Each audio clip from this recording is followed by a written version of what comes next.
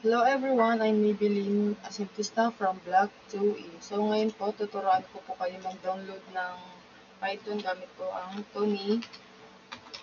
Tony.org. Tapos po, kapag lumabas po itong download version, huwag niyo po siyang pipindutin, i-ano niyo lang po siya. Hanggang sa lumabas po ito po yung installer with the 16-bit Python. Ito po ang gagamitin natin, 3.10. Gagamitin po natin. Tapos pindutin nyo lang po yun hanggang i-download na po natin siya. Next lang po natin siya, next. Tapos install po. Yan po. Wait lang po natin saglit hanggang sa mapuno.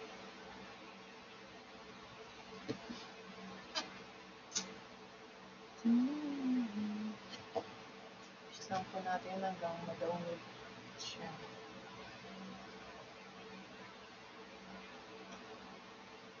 Ngayon dito.